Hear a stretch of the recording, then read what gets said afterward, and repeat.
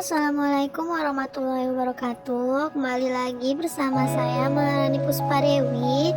Kali ini saya akan menjelaskan mengenai perusahaan jasa, dagang, dan manufaktur. Seperti yang kita ketahui, perusahaan itu terbagi menjadi tiga, yaitu yang pertama adalah perusahaan jasa, yang kedua ada perusahaan dagang, dan yang ketiga ada perusahaan manufaktur. Pengertian dari perusahaan jasa sendiri ialah perusahaan yang kegiatannya menjual atau memberikan jasa kepada pihak lain atau pada masyarakat luas.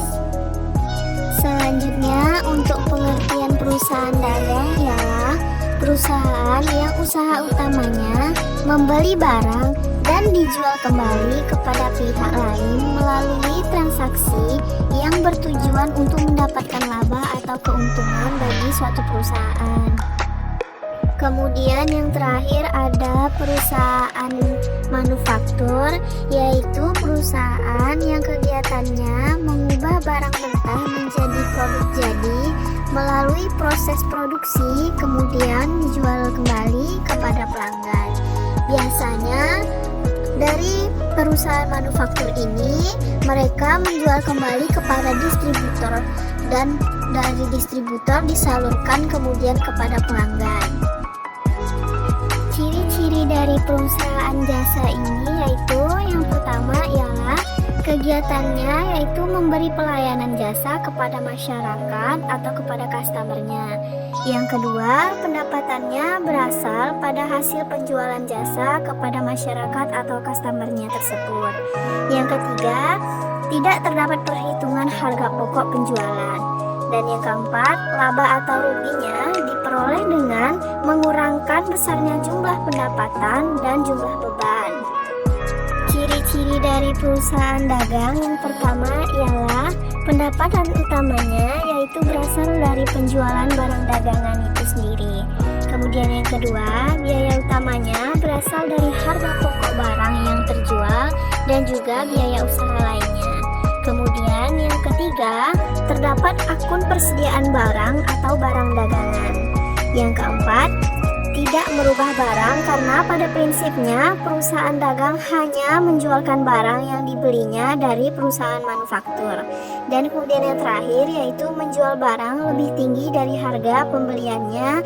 Hal ini berguna untuk memperoleh laba atau keuntungan. Selanjutnya ialah ciri-ciri dari perusahaan manufaktur. Yang pertama, kegiatannya memproses barang mentah menjadi produk jadi.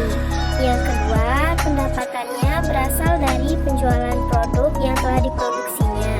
Yang ketiga, terdapat harga pokok penjualan dan harga pokok produksi untuk menentukan laba atau rugi perusahaan. Yang keempat, biaya produksi terdiri dari biaya bahan baku, biaya tenaga kerja, dan juga biaya overhead pabrik. Di sini disajikan beberapa contoh perusahaan jasa. Yang pertama ada perusahaan Gojek, yang kedua ada perusahaan Telkom Indonesia, dan yang ketiga di sini ada Bank Mandiri. Kemudian di sini ada contoh dari perusahaan dagang, ada perusahaan atau toko bangunan, kemudian ada dealer motor, dan yang terakhir ini ada toko buku. Kemudian yang terakhir ada contoh dari perusahaan manufaktur, yaitu yang pertama ada PT Indofood, yang kedua ada PT Semen Padang, dan yang ketiga ada PT Unilever. Kemudian apa saja yang menjadi perbedaan antara perusahaan jasa, dagang, dan manufaktur? Dilihat dari segi persediaan, dalam perusahaan dagang yaitu ada barang dagang. Di perusahaan manufaktur persediaannya yaitu ada bahan baku, persediaan dalam proses produksi, persediaan bahan pembantu, dan persediaan barang jadi. Tapi di perusahaan jasa tidak memiliki persediaan. Dilihat dari segi pembelian, perusahaan dagang ada menggunakan pembelian, perusahaan manufaktur ada juga menggunakan pembelian, tetapi di perusahaan jasa langsung dimasukkan dalam peralatan atau perlengkapan. Perbedaan perusahaan dilihat dari segi harga. Di perusahaan dagang ada yang namanya harga pokok penjualan.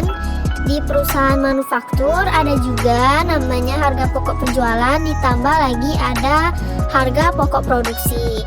Tapi di dalam perusahaan jasa tidak ada harga pokok penjualan, karena perusahaan jasa hanya menjual jasanya, dia tidak menjual barang. Baiklah, itu tadi penjelasan mengenai perusahaan jasa, dagang, dan manufaktur. Semoga video ini dapat membantu rekan-rekan dan adik-adik semua untuk mengetahui mengenai perusahaan jasa, dagang, dan manufaktur. Sekian dari saya, wabillahi taufiq wal hidayah. Assalamualaikum warahmatullahi wabarakatuh.